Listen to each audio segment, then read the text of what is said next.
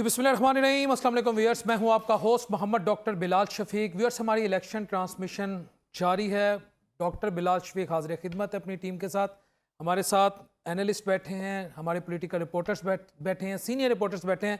सबसे पहले मैं इनका तारुफ करवा दूं और फिर ये आपके साथ हम बताएंगे, शेयर करेंगे कि लाहौर की क्या सूरत हाल है और ओवरऑल इलेक्शन की क्या सूरत हाल है। हमारे सबसे पहले जो सीनियर तज्जियाकार हैं, रिपोर्टर हैं, न्यू टीवी के काशिफ सुलेमान साहब हैं। हमारे जो दूसरे रिपोर्टर हैं, पॉलिटिकल बीट करते हैं, इनकी भी सियासी मामला पे गहरी नज़र है, वकास गौरी साहब हैं। और तीसरे हमारे जो एंकर पर्सन हैं, लाहौर रंग की जान है, हमारे अली हमजा भाई हैं। क्राइम के इवेंट भी करते हैं, पॉलिटिकल इवेंट भी करते हैं, यानी स्पेशलिस्ट हैं दोनों फील्ड में। सुलेमान गौरी साहब, आप हमारे सीनियर पॉलिटिकल रिपोर्टर हैं, चीज़ों को गहरी नज़र रखते हैं, गहरी चीज़ों पे। सर, पहला सवाल, इलेक्शन का माहौल नज़र आ रहा है तन लाहौर च, पहले तो लाहौर की सूरत हाल दसो। डॉक्टर साहब, पहले तो आपको ये बताऊं कि माहौल तो तब बनता है जब कोई ओपोनेंट साथ होता है। हरीफ के बगैर जो होता है वो माहौल नहीं होता। हमने सन 93 से मैं इलेक्शन कवर कर रहा हूँ, 30 साल से ऊपर हो गए। इलेक्शन के अंदर तो हमने देखा कि जब लाहौर के अंदर इलेक्शन होता है तो माहौल बिल्कुल डिफरेंट होता है। गली गले महल्ले महल्ले में दफातर खुले होते हैं, तराने पार्टियों के लगे होते हैं, साउंड सिस्टम लगा के लोग निकले होते हैं और कहीं नारेबाजी और कुछ। क्योंकि अब पंजाब के अंदर दो ही बड़ी जमातें हैं, एक मुस्लिम लीग नून और दूसरी पीटीआई। अब पीटीआई से तो इंतखाबी निशान ले लिया गया, उनके हमायत याफ्ता उम्मीदवार हैं और वो भी उनको जो है मुश्किलात का सामना रहा अपनी इंतखाबी कैंपेन के हवाले से।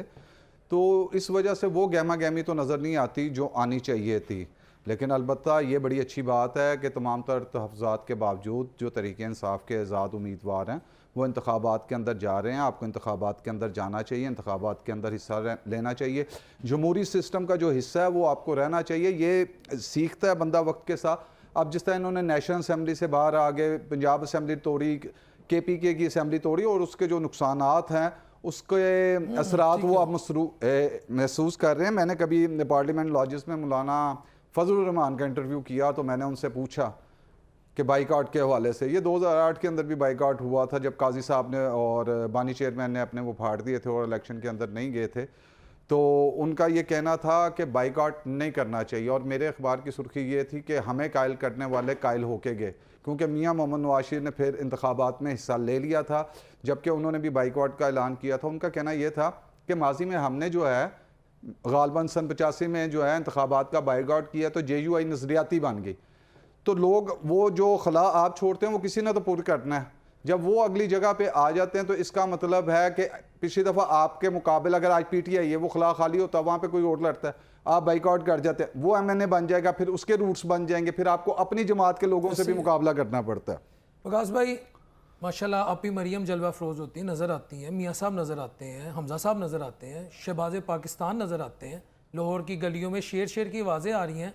काशिफ सुलेमान साहब मेरे लिए सीनियर है, मैं इनसे सीख रहा हूँ। तो आपको नहीं लगता इतना खूबसूरत माहौल है, गली गली महल्ले महल्ले शेर शेर शेर हो रहा है, तो माहौल नहीं बन सका? इसके बावजूद कि हमजा पूरी आले शरीफ इस वक्त सिस्टम में है और एक्टिव भी है पॉलिटिकली, बिलावल साहब ने भी लाहौर में एक्टिव हुए हैं, तो अभी भी नहीं माहौल बन सका? देखें, जिस तरह काशिफ सुलेमान साहब ने एक निशानदेही की है, मैं भी वही बात करना चाहूँगा। अगर जंगल का माहौल भी बनाना है तो उसमें शेर के अलावा दीगर जानवरों को भी मौका मिलना चाहिए। कहीं से कोई तीर भी, कोई शिकारी को भी मौका दें कि वो तीर चला ले कहीं से। अगर सिर्फ शेर ही धाड़ेगा तो फिर वो जंगल के भी लवाजमात पूरे नहीं होंगे। फिर जंगल में मंगल ही आपने करवाना है और वो मंगल जो है वो इस बार आए शेर के साथी आए, जो वो अगले भी अपने आप को शेर कहते हैं, वो कहते हैं आए मैदान में आए। मियां नवाज शरीफ साहब तो कहते हैं मैं तो मुकाबले के लिए आया हूं, उनका और कोई मंशूर ही नहीं है। मुकाबला कहते हैं करो आओ, अब मैं आ गया हूं 4 साल बाद, मुल्क भी बचाऊंगा, मैशत भी बचाऊंगा और इलेक्शन को और जमहूरी अमल को मैं तगड़ा करूंगा। तो फिर उनके मुकाबले में आना चाहिए। वो किधर गए हैं जो आज़ाद उम्मीदवार हैं? पीपल्स पार्टी है, JUI है, जमात इस्लामी है, TLP है, ये सारी जमातें हैं। लेकिन मियाँ साहब का ही नूरानी चेहरा में नजर आता है और हौसला आता है उससे जमहूरियत को। मैं हकीकत कह रहा हूँ, जब मियाँ साहब सिस्टम में होते हैं, मियाँ साहब जलसे करते हैं, आपको नहीं हौसला होता? अच्छा, मैं आपको ना एक छोटा सा याद दहानी करवाऊंगा। 2018 के इलेक्शन थे और सारी जो रियासी मशीनरी थी ना वो नून लीगियों के खिलाफ इस्तेमाल हो रही थी। तो जो बेचारे काउंसलर और वाइस चेयरमैन जो उस दौर के थे वो जब भाग जाते थे ना घरों से, तो जो छापा मार टीमें जाती थी ना तो वो उनको फ़ोन करके कहते थे कि कितने गए हो, लीडर नहीं बनना। तो वो हमें अभी भी याद है कि वो मुबशर जो हैं कर्नल मुबशर साहब, कर्नल रिटायर्ड मुबशर, वो अदालती हुक्म के बाद वो बहाल भी हो गए, लेकिन उनको टाउन हॉल के दफ्तर में नहीं घुसने दिया गया। तो अभी उस तरह का माहौल तो नहीं है, लेकिन जाहिर बात है 9 मई का जो वाक़या है उसको ना हम नज़रअंदाज कर सकते हैं, ना इस इलेक्शन में अगर कोई चीज़ सबसे ज़्यादा असरअंदाज हो रही है तो वो 9 मई है। और 9 मई को पीटीआई ने जो किरदार अदा किया है उसकी तो वो खुद भी हिमायत नहीं कर सकते, और वो खुद भी पाकिस्तान तरीके इंसाफ जो है वो इसकी मजम्मत करती है, करनी भी चाहिए, तो वो कर रही है। लेकिन जो शवाहिद मौजूद हैं या जो रिकॉर्डिंग्स हैं, जिन लोगों ने उसमें पार्टिसिपेट किया है, जो लोग प्रवोक करके लेके गए हैं, तो अब आप मुझे एक सवाल का जवाब दें कि क्या अगर उन्हीं लोगों को टिकट दे पीटीआई तो क्या उन लोगों को इलेक्शन लड़ने की इजाजत होनी चाहिए? क्या रियासत को अपने बचाव का हक हमने देना है या नहीं देना? ये भी आप एक सवाल हमारे सामने है कि अगर 9 मई के किरदार आज वही आप देखें ना जिनके ऊपर सख्ती है, आप उनका कुछ रिकॉर्ड चेक करें या उनके माजी के बयान देखें तो वो 9 मई वाले उसमें बड़ी अक्सरियत में हैं जिनके ऊपर सख्त वक्त आया हुआ है, कड़ा वक्त आया हुआ है। लेकिन क्या हम उसकी मजम्मत करते हैं, लेकिन वो इस अपने उनके साथ जो किया जा रहा है उसके जिम्मेदार खुद नहीं है। तो आज जब एक तरफ उन लोगों को फिर आगे करने की कोशिश की जाएगी तो एक खामोश किरदार है वो अदा किया जाएगा, क्योंकि ये रियासत की मजबूरी भी है। वैसे नहीं, मैं तो ओपनली कहता हूँ जी, जो 9 मई में मुलव्वस है वो तो उसका तो फर्क है वो, क्योंकि वो मुल्क का भी दुश्मन है, हमारी सालमियत का भी दुश्मन है। 9 मई की तो सवाल ही पैदा नहीं होता उसकी सपोर्ट की जाए, और कोई बेवकूफ़ होगा जो उसको सपोर्ट। बस यही वजह है कि अभी ज़्यादा शेर इसलिए नज़र आ रहा है क्योंकि जो बाकी दूसरी तरफ है वो ज़्यादा लीडरशिप या जेलों में है या एंटी करप्शन के केसेस हैं। मेरी ये रिक्वेस्ट है, मैं अली भाई 9 मई जिसने भी किया काबिल मजम्मत है, लेकिन आपको नहीं लगता कि इस वक्त पाकिस्तान का जो पॉलिटिकल सिनेरियो है उसका सारा लैंडस्केप देखें, माजी भी देखें, मुस्तकबिल भी देखें और प्रेजेंट भी देखें, कोई शख्स भी जो अदारों के खिलाफ, जो मुल्क की सालमियत के जामिन हैं, उनके खिलाफ अगर बात करे, चाहे उसका किसी भी सियासी जमात से ताल्लुक हो, उसको शटअप कॉल मिलनी चाहिए। बिल्कुल आप ठीक कह रहे हैं, और वकास गौरी साहब ने बिल्कुल ठीक बात की है कि जो लोग 9 मई में मतलूब हैं, जब उन्हें पकड़ा जाता है तो एक तासुर ये दिया जाता है कि शायद पूरी जमात के ख़िलाफ़ एक क्रैकडाउन हो रहा है। लेकिन अच्छा, एक तरफ तो ये बिल्कुल ठीक बात है कि जो लोग 9 मई में मतलूब हैं उनको भी पकड़ा जा रहा है, दूसरी तरफ एक माहौल बना हुआ है कि मियाँ साहब को जिस तरह से लाया जाना है, तो बहुत से ऐसे लोग जो 9 मई में मतलूब नहीं भी हैं लेकिन वो मकबूल हैं, उनके खिलाफ भी क्रैकडाउन हो रहा है। हमने देखा है कि चलें जैसे सलमान अकरम राजा हैं, ये तो 9 मई में मतलूब नहीं है ना, लेकिन इनकी भी कंपेन उस अंदाज में नहीं हो सकी, इनके बोर्ड बैनर उस तरह से नहीं लग सके। देखें, या तो आप फैसला करें कि आपने एक जमात को कालअदम करार देना है और उनको इलेक्शन में बतौर जमात जो है हिस्सा लेने ना दें। अगर आपने उनको हिस्सा लेने देना है तो मेरा ख्याल है कि जिस तरह से बाकी सियासी जमातों को फील्ड मिल रही है, इस तरह से उन्हें भी मिलनी चाहिए। आप ये देखें, ये जो इस इलेक्शन से पहले जो 2-2.5 माह में जो काम हुए, इसको हम स्याह तरीन दौर के तौर पे देखेंगे। देखें, किसी भी सियासी जमात जब उसका वोटर मौजूद हो और उसको इलेक्शन ना देना या इलेक्शन में उस तरह के मौके ना देना, ये 5 साल या 10 साल बाद देखिएगा कि इसी इलेक्शन को हम किसी और तनाज़ुर में देखेंगे।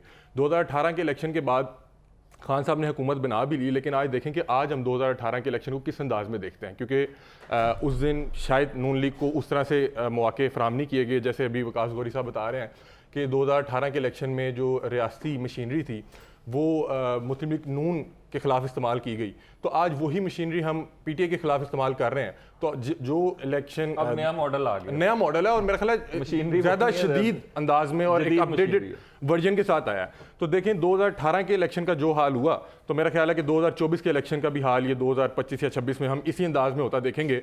और जो स्याह जो बाब रकम किए गए, देखें वो कुछ भी है, वो आप किसी भी कागजात नामजदगी किसी से छीन कर आ रहे हैं, फिर जिस तरह से वो मुस्तरद हुए, फिर उसके बाद सुप्रीम कोर्ट से कुछ लोगों को दोबारा इजाज़त दी गई, फिर जिस तरह से यह के बाद दीगर फैसले आए, तो मेरा ख्याल है कि जिस तरह 2018 के इलेक्शन को हम बहुत ज़्यादा अच्छी मिसाल के तौर पे पेश नहीं करते, अब मेरा ख्याल है कि 2025 या 26 में हम 2018 के इलेक्शन को भूल के 2024 की मिसाल जो है बेहतर अंदाज में पेश कर सकेंगे। कल टर्न आउट आप क्या देख रहे हैं? मैंने तो अभी एक सर्वे मेरे हाथ में आया, थोड़ी सी हिस्ट्री पे नज़र रखने की कोशिश करता हूँ।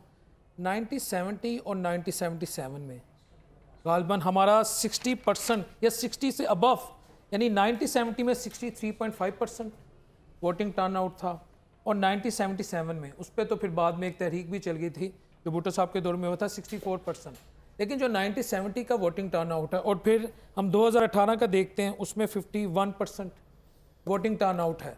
तो कल आपको क्या लगता है कि कोई वोटिंग टर्न आउट 60 के पास 65 के पास जाएगा, या बिल्कुल ही अवाम कन्फ्यूज्ड है? जैसे कहा जा रहा है कि सबको लग रहा है कि वज़ीर आज़म या नवाज शरीफ साहब आ रहे हैं, ये सर्विस बता रहे हैं, अब तो अखबारात में भी लिखे प्राइम मिनिस्टर नवाज शरीफ। अच्छा जी, बिलाल साहब आपको दो चीज़ें समझाता हूँ। एक तो आपने पुराने रेफरेंस दिए कि 1970 और 77 की बात है।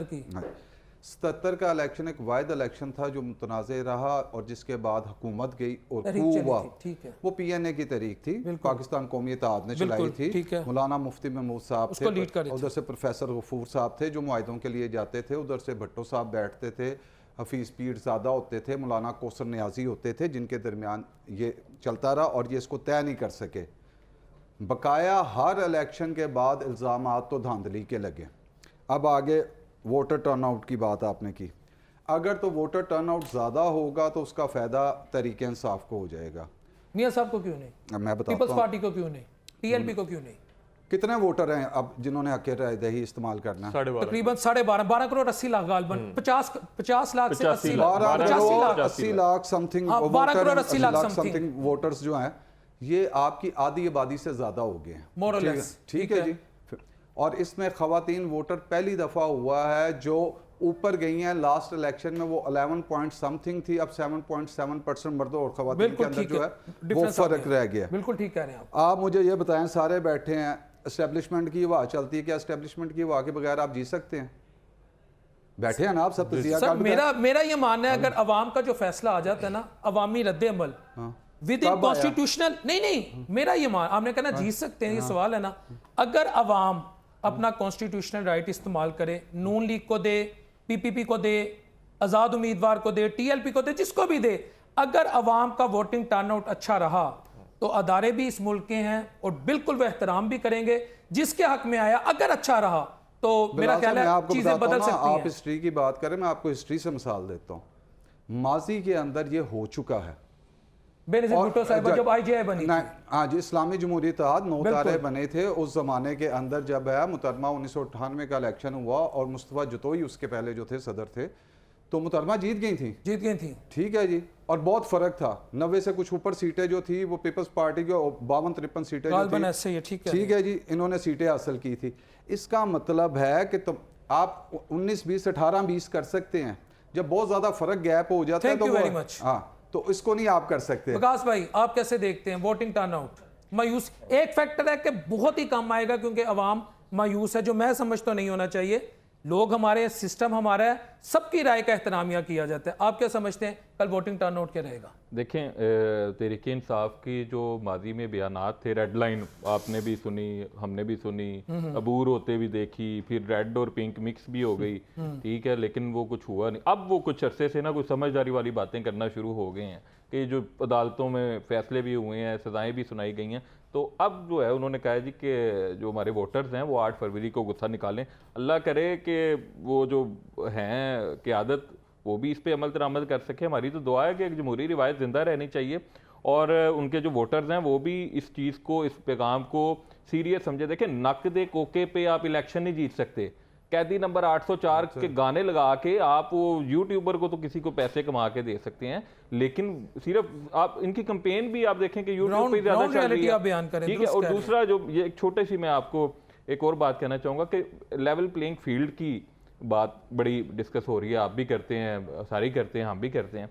अगर चलें हम एक क्रिकेटर की मिसाल ले लेते हैं कि अगर मैं आपको, आप क्रिकेट के शौकीन हैं, मैं आपको एक क्लब में दाखिला भी मैं करवाता हूँ, आपको किट भी मैं लेके देता हूँ, आपको बैट भी मैं लेके देता हूँ, फिर मैं आपको उस क्लब का मेंबर भी बनवाता हूँ और 2-4 मेंबरों को गायब भी करवा देता हूँ, उठा भी देता हूँ, किसी को मैं आपको आउट ऑफ मेरिट जाके उस टीम में शामिल करवाता हूँ, और आप मुझे ही कहते हैं कि मैंने यार तेरी टीम की तरफ से नहीं खेलना, कि मैं आपकी टीम से नहीं खेलूंगा, मुझे लेवल प्लेइंग फील्ड दीजिए। तो भाई, जब मैंने 14 साल 10 साल लगा के आपको तैयार किया है, तो आप किस मुंह से लेवल प्लेइंग फील्ड मांगते हैं? और आप अगर उस बुनियाद पे, सारी सियासी मेरिट की बुनियाद पे अगर मियां साहब भी मांगते हैं, आप ही मरियम नवाज साहिबा को मैंने जिस तरह कलबते देखा जमहूरियत के लिए, सवाल ही पैदा नहीं होता कोई कल्पा। मरियम औरंगजेब साहिबा की मैंने जो इस कौम के लिए फिक्र देखी, वो तो कहती थी कि ज्यादती हो गई, मुल्क गया, वो सारे मानते हैं। मैं एग्री करूंगा। हाँ जी, जमहूरियत की बजाय हुकूमत के लिए कलम नहीं, मैं तो ये कह सकता हूँ, मैंने किसी का सीना थोड़ी चीर के देखा उसके अंदर का, मुझे तो यही लगता है वो तो जी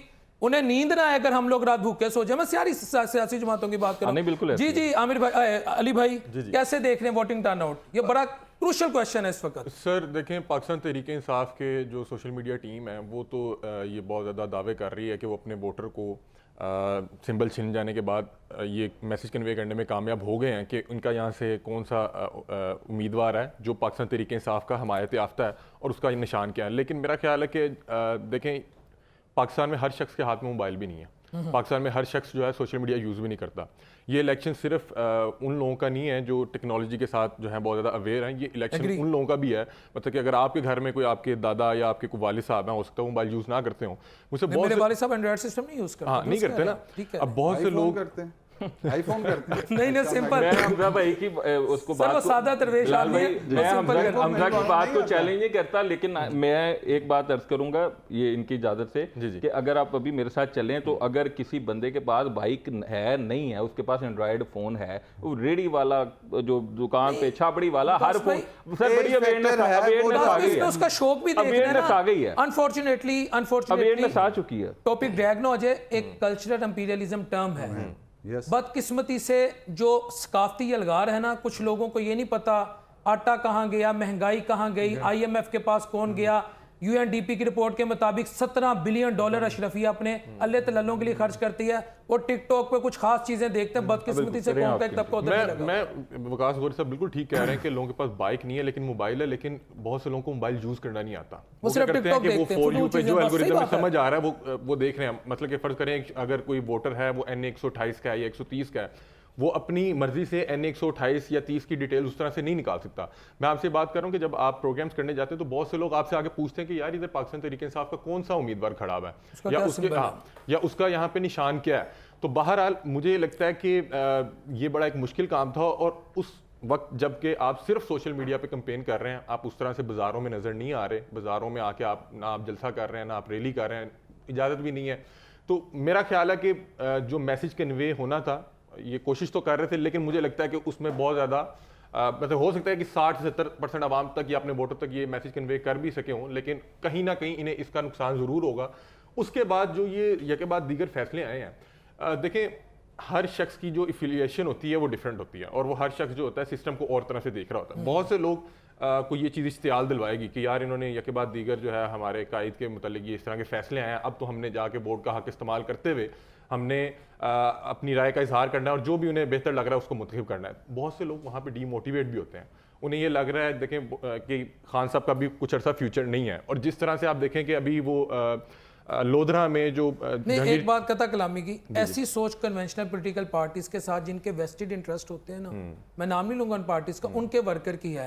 लेकिन इस वक्त जो यूथ है ना, वो पाकिस्तान की बेहतरी के लिए अगर उनको मियां नवाज शरीफ साहब में बेहतरी नजर आती है, वो डिटरमिन्ड है, जो मर्जी हो मैंने वोट देना। मैं यूथ की बात कर रहा हूँ, जो 2 करोड़ यूथ का वोटर इस दफा एक्टिव हुआ है और TLP है, जमात इस्लामी है, PTI का आज़ाद उम्मीदवार है। मेरा ख्याल है वो डिमोटिवेट नहीं होगा, ये डिमोटिवेशन उनकी होती है। मिसाल के तौर पे काशिफ साहब आप इससे एग्री करेंगे, मैं अब आप एक खास पार्टी के MP हैं, मैंने पता है मैं ताड़े को महल्ले च बिलियर्ड क्लब परची जुआ वीडियो पॉलिसी ठीक है जी, ठेके कंटीन के बाहर 2 नंबर बोतलां और आर्सैनिक पाए होंगे बोतल च कि मैं चोरी साहब लै देंगे, वो तो मैं ताड़े नाल फिर इलेक्शन के दिनों च नारे मारदा रहांगा। लेकिन जब मुझे पता चौधरी साहब इस वक्त ज़ेरे ताब है, इनका लीडर ज़ेरे ताब है, मैं पीछे हट जाऊंगा। Is it true? ये बिल्कुल ठीक बात इस तरह कि आप देख लें कि जब नून लीग की हुकूमत गई थी तो बहुत सारे शहर के जो पहलवान हैं वो PTI में चले गए थे और फिर वापसी हुई है तो अब वो दोबारा नून लीग के अंदर शामिल हो चुके हैं। इसलिए इसको छोड़, मैं एक चीज़ ज़रूर कहना चाहूँगा कि जी आप टर्नओवर बात कर, एक तो वोटर सपोर्टर के अंदर भी फ़र्क होता है, हर सपोर्टर वोटर नहीं होता और हर वोटर सपोर्टर नहीं होता, इसमें बड़ा बारीक फ़र्क है और ये समझने वाली बात है। अगर टाइम होगा तो समझाऊंगा, नहीं तो आगे चलता हूँ। नहीं समझा। देखें जी, मैं वोटर हूँ एक जमात का, मैं जाता हूँ लेकिन मैं कोई नारा नहीं मार रहा।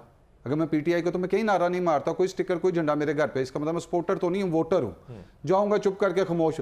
एक सपोर्टर होता है वो नारे तो मार रहा होता है, वोट कास्ट करने जब मेरी हमदर्दी है, मैं कहता हूँ जी मेरे बुजुर्ग घर बैठे, मिसाल देता हूँ, या किसी के हैं दोस्तों का, ओ यार खाम पकड़ा गया तो ये अब उनके सेंटिमेंट्स तो गए हैं, सिंपैथी तो गई है, लेकिन वो वोट डालने नहीं नहीं है, जाए, ठीक वो है। सपोर्टर तो हो गए हैं कि यार ये बेहतर है, लेकिन गए नहीं। और दूसरी चीज ये होती मुझे है ब्रेक लेनी है जरा। व्यूअर्स मुझे यहाँ पे ब्रेक लेनी है। See you after the short break.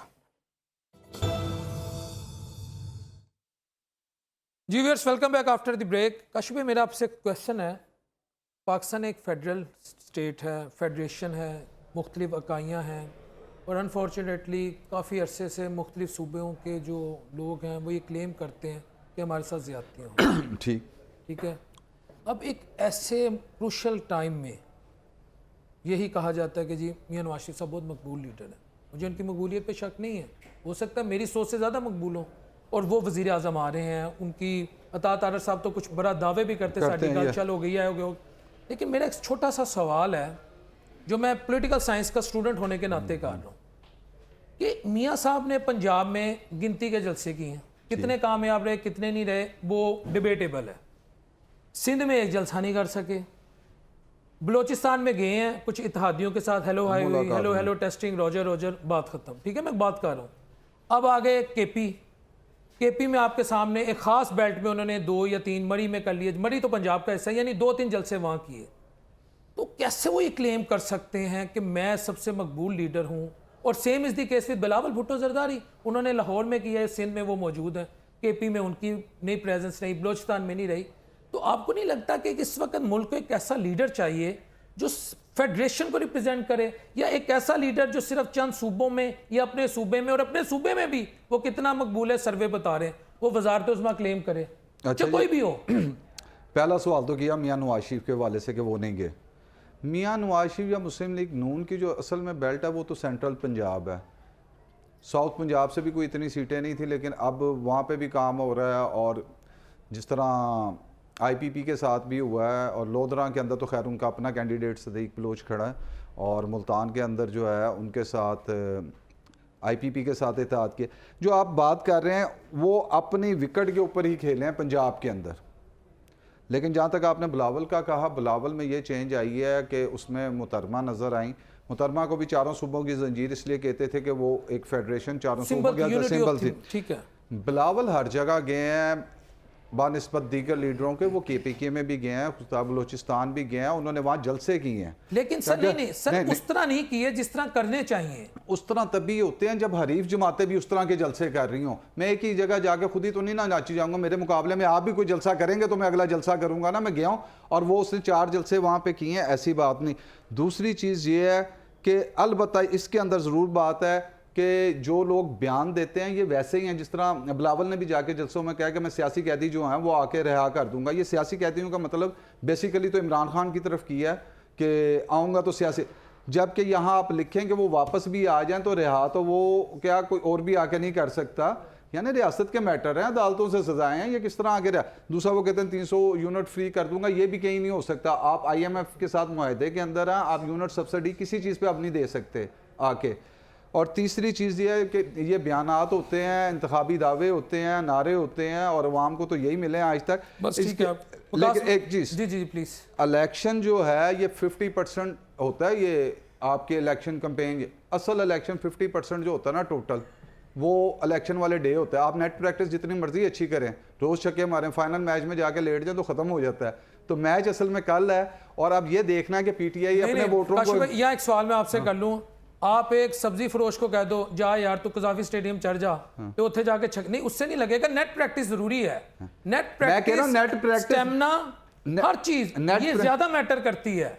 अगर पीछे होगी तो आप प्रेशर सहेंगे। आप कल जाके सो जाएं, कहानी खत्म हो जानी है, और तैयारी सब ने की होती है। और ये ठीक है, अच्छा, मैं एकेडमिक बात कर रहा हूँ, ये मेरी बात नहीं है। ठीक है, ये उस्तादों की बात है, एकेडमिक बात है, बुकिश बात है। ठीक है कि जी 50% जो इलेक्शन होता है वो इलेक्शन से पहले होता है, 50% इलेक्शन वाले दिन होता है। आपका पोलिंग एजेंट ही नहीं मिलना। कल PTI को 50% कैंपेन की, लेट्स डिसाइड इट।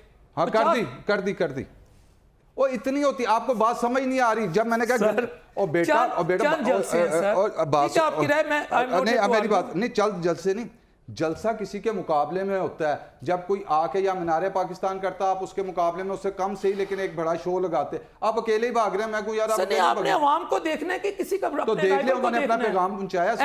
विकास भाई, सिंबल ऑफ फेडरेशन इस वक्त पाकिस्तान को ज़रूरत है एक ऐसा लीडर जो पाकिस्तान के हर हलके में, हर सूबे में, हर ज़िले में उसकी रिप्रेजेंटेशन हो, वो अवाम से मिले, आई टू आई कॉन्टैक्ट करे, उनके मसाइल सुने।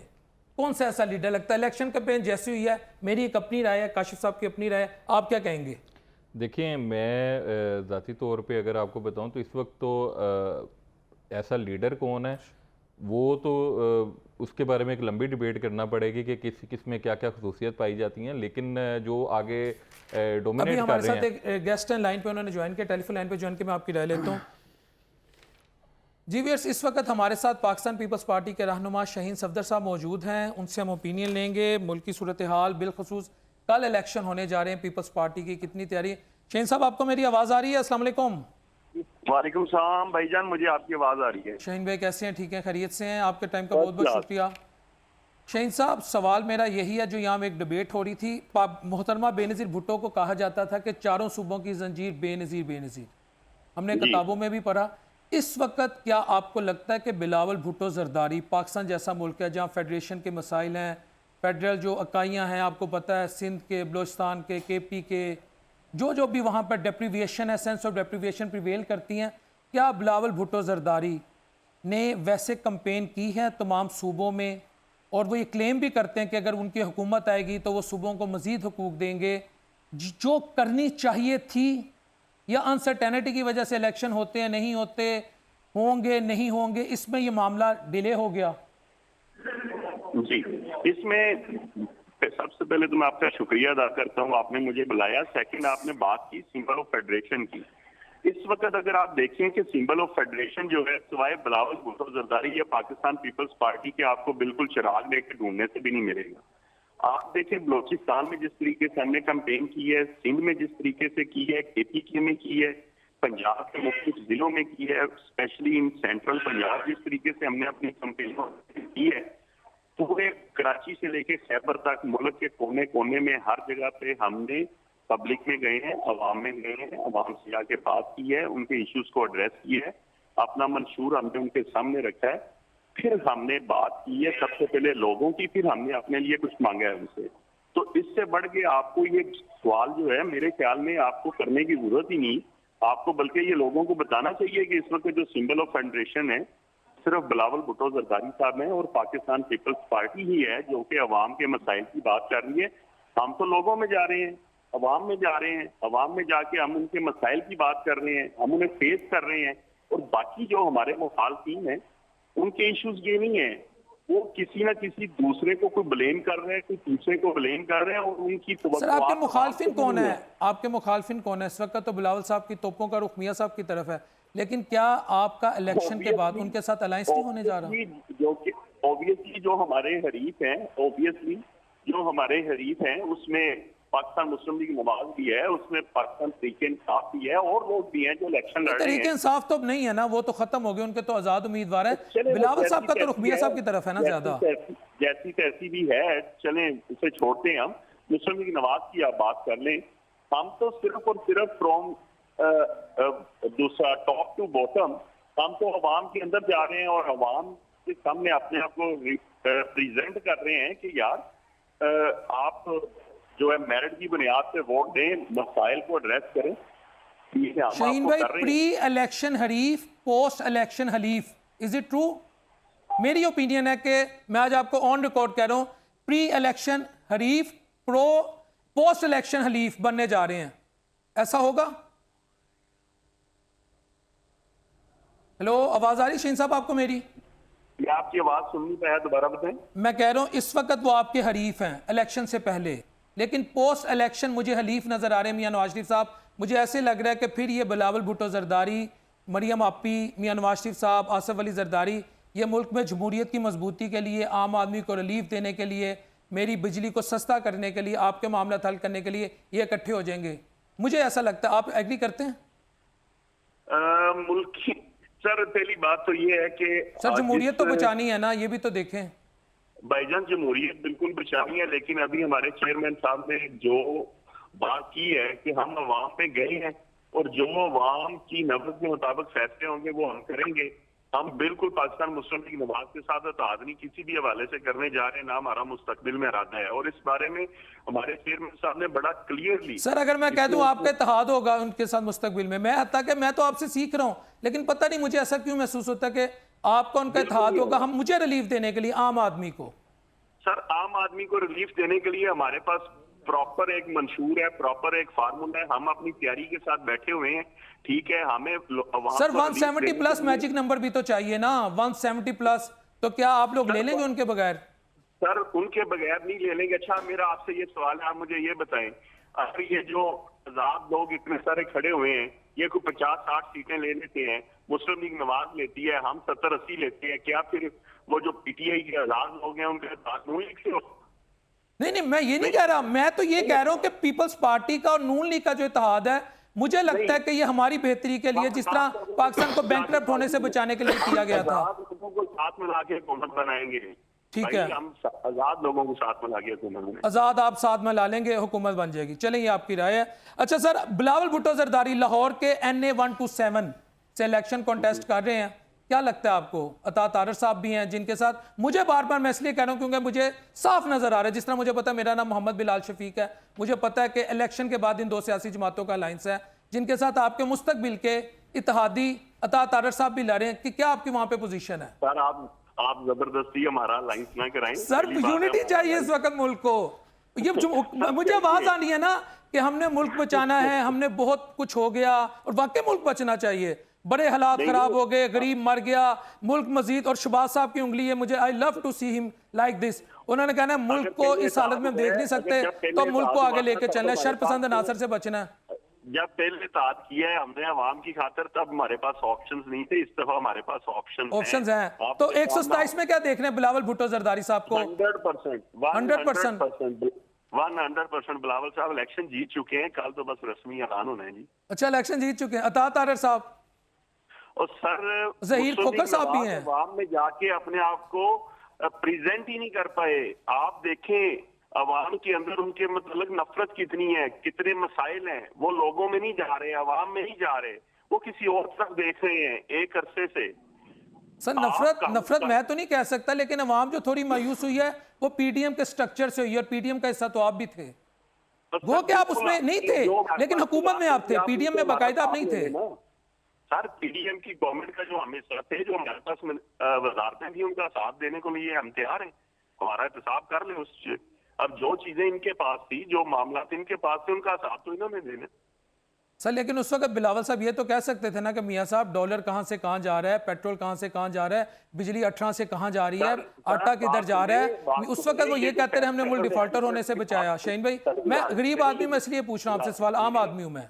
गुजारिश ये है कि ये जो फैसला इन्होंने IMF के पास जाने का इतना लेट किया, हम तो पहले दिन से थे कि जो आपने कड़वी गोली खानी है वो टाइम से खा लें ताकि अफाका हो जाएगा। लेकिन अगर चीजें डिसाइसिव रोल करना, डिसाइड लेट करनी है, आपने मामलात को लेट करना है, उसका खमियाजा भुगतना है। बात तो किसी की ये सुनने को तैयार नहीं थे, होना यही था, लेकिन कम से कम एक फैसला थोड़ा अर्ली कर लेते तो उस पर हम इतना बैकफुट पे ना जाते जितना हम गए हैं। सर अच्छा सर, लास्ट वर्ड, यानी मैं आपके ओपिनियन लें, TLP सिंध में बिलखुसूस कराची में उसका कितना वोट बैंक आपको डिस्टर्ब कर सकता है? TLP की मैं बात कर रहा हूँ। सर वो TLP का जो वोट है, एक आध सीट के अलावा कोई डिसाइसिव रोल नहीं प्ले कर सकता TLP का कराची में, ठीक है जी, एक आध सीट के हद तक है, इससे ज्यादा डिसाइसिव रोल नहीं प्ले कर सकता। बहुत बहुत शुक्रिया शहीन भाई आपके टाइम का, जज़ाकल्लाह, थैंक्स फॉर योर टाइम। अच्छा जी वकास भाई, आपने TLP लाहौर में वकास भाई किस हद तक आपको इंप्रेसिव लगती है? देखिए, अगर ये जो कल इलेक्शन हो रहे हैं इनकी बात करें तो बेसिकली ये जो इलेक्शन है, अगर पंजाब या लाहौर की आप बात करें, 14 NA की सीटें हैं लाहौर में से, उसमें 2 सीट एडजस्टमेंट में है, ठीक है, IPP के साथ, वो उस IPP सीटें जो हैं उसके चांसेस हैं अलीम खान के, ओन चौधरी का मुकाबला सख्त है, लेकिन लेट्स सी, मुस्लिम लीग नून लाहौर से 10 सीटें 9 सीटें निकाल लेगी, ठीक है। इसी तरह पंजाब में 141 सीटें हैं, नून लीग ने हदफ 100 सीटों का मुकर्रर कर रखा है। तो बाकी आप भी जानते हैं, मैं भी जानता हूँ कि ये जो लबैक वाले हैं और ये जो दूसरी इस तरह की जमातें जो वक्तन फ़वक्तन आती हैं और कुछ सीटें, ये ज़्यादातर वोट बैंक तोड़ने के लिए माजी में इस्तेमाल होती रही हैं। इस इलेक्शन में वोट बैंक पहले ही सबका टूटा हुआ है, ठीक है। ठीक है, अब किसका वोट बैंक तोड़ना है? पहले ही हर जो उम्मीदवार है वो अपने हलके में जाके मुश्किलात का सामना कर रहा है, तो उसकी ज़रूरत नहीं रही। अगर किसी को कमज़ोर करना मकसूद होता तो फिर यकीनन ये जो जमात है ये सामने आती है, इस तरह के जो एक छोटी छोटी पॉकेट्स होती हैं फिर उन्हें इस्तेमाल किया जाता है, क्योंकि इस तरह बड़ा अच्छा रिजल्ट माजी में हमने हासिल किया कि जो उम्मीदवार जिसको 50,000 वोट लेने थे उसका 25-20 हज़ार का कट लग जाता था, दूसरा उम्मीदवार जो है वो मजबूत। ये खेल हमने कई सालों से देखे हैं। इस इलेक्शन में वोट बैंक तोड़ने की ज़रूरत नहीं है। अली भाई, आप भी लाहौर के सर्वे करते रहे, मैंने भी कुछ सर्वेस किए हैं। टीएलपी की मैं ज़रूर बात करूंगा, मुझे आवाज़ आती थी मिसाल के तौर पर, ऑनेस्टली स्पीकिंग, पीपल्स पार्टी से ज़्यादा और कुछ हलकों में नून लीग से ज़्यादा टीएलपी की लब्बैक। तो आप इनका जो वोटर है और उस वोट जितना वोट कास्ट करेगा, आपको क्या लगता है उसकी कौन सी सियासी जमात अपार्ट फ्रॉम टीएलपी बेनिफिशरी होगी और किस सियासी जमात को नुकसान होगा? देखें, टीएलपी तो होगी बेनिफिशरी, लेकिन नुकसान उसका किस सियासी जमात को होगा? देखें, वकास खोरी साहब ने बताया कि जो इस तरह की मजहबी जमातें होती हैं ये वोट को डेंट डालने के लिए जो है ना ये अपना आप शो करती हैं और ये काफ़ी ज़्यादा डेंट डालती भी हैं। 2018 में जब टीएलपी को वोट पड़ा तो वो डेंट डाल रही थी पीएमएलएन के वोट बैंक को, क्योंकि देखें उस टाइम जिस तरह आज लोग बात करते हैं कि ये दीवार पे लिखा हुआ है कि मियाँ साहब जो हैं वो चौथी बार वज़ीर आज़म के तौर पे आ रहे हैं, तो तब दीवार पे लिखा हुआ था कि इमरान खान साहब जो हैं वज़ीर आज़म के तौर पे आ रहे हैं। तो उस वक्त जिनके वोट को डेंट डालना था उन्होंने बड़े अच्छे अंदाज में डाला। टीएलपी ने जितने भी यानी कि वोट कास्ट किए तो वो डेंट डाल रहा था पीएमएलएन के वोट बैंक को। इस बार ये आपको पता है कि टीएलपी के उम्मीदवार बहुत बड़ी तादाद में तकरीबन पूरे पाकिस्तान में इन्होंने अपनी रिप्रेजेंटेशन शो किया और मुझे लगता है कि ये कहीं ना कहीं पीटीआई के वोट बैंक को इस बार डेंट डालेंगे, क्योंकि दीवार पे लिखा तो हुआ है कि डालना डेंट। हाँ, नवाज शरीफ साहब चौथी बार वज़ीर आज़म आ रहे हैं। का जो वोटर है, मेरी जो एक सोच है ना सर, मैं हो सकता है मैं गलत हूं, मैं सीखने बैठा हूं, मेरा ख्याल आपको नहीं लगता टीएलपी का वोटर और पीटीआई का वोटर इनकी सोच, इनका वे ऑफ थिंकिंग, इनकी अप्रोचेस मुख्तलिफ हैं। टीएलपी का वोटर नून लीग टाइप के जो हमारे ग्रेट भाई हैं, जो अजीम हमारे नून लीगी ब्रादरान जो है, उनका जो माइंडसेट और इनका सेम है। एम आई राइट सर? ठीक है। अब आप बताएं टीएलपी का फैक्टर। एक तो मैं आपको पीपल्स पार्टी के हवाले से बताऊं कि पीपल्स पार्टी पंजाब में दूसरे तो क्या तीसरे नंबर पे भी नहीं होगी, ये लिख लें, उसका कहीं चौथा नंबर होगा बिलावल को निकाल के, या कुछ सीटें निकाल के कमज़मा कायरा की है या नदीम अफजल चंद की है और इस तरह राजा परवेज़ अशरफ, लेकिन बकाया जगहों पे इनका तीसरा चौथा नंबर ही होना है। और आज़ाद उम्मीदवारों के हवाले से भी ये है, जिस तरह इलेक्शन के अंदर भी एक स्ट्रेटजी ये होती है, एक तो प्री पोल रिगिंग होती है, फिर एक जो दिन होता है पोलिंग डे की रिगिंग होती है, और एक पोस्ट रिगिंग होती है। जो पहले वाली होती है जी प्री पोल, वो तो हो जाते हैं काम, जो जमात का तोड़ना, किसी के बंदे किसी में शामिल कराने और किसी जगह लेके जाने, इलेक्टेबल्स एक हो गए, कोई पार्टी बना दी, उसके खींच लिया, सिंबल खींच, ये तो हो गया जो होना था। ठीक है। फिर एक पोलिंग डे होती है, जो पोलिंग के बाद क्या कहे, ठीक है, आपको समझा रहा हूँ science. I am learning sir, I am here to सीखें। और सर एक फेज हम देख चुके हैं, अब आपको अगला फेज बताता हूँ। एंड में क्या होता है, सुन लेते हैं अगला फेज। आखिरी जो पोस्ट रिगिंग ये होती है कि फिर जहाज चलते हैं, पैसे चलते हैं। आज़ाद उम्मीदवार वो कहते थे वो जंगीर तरीन साहब को नीचे वो आलू वाली जगह से भी एक मिल गया, मीम्स चली थी ना, यहाँ से भी एक आज़ाद ले ली। तो अब ये जो आज़ाद उम्मीदवार आएंगे इनका बड़ा होगा।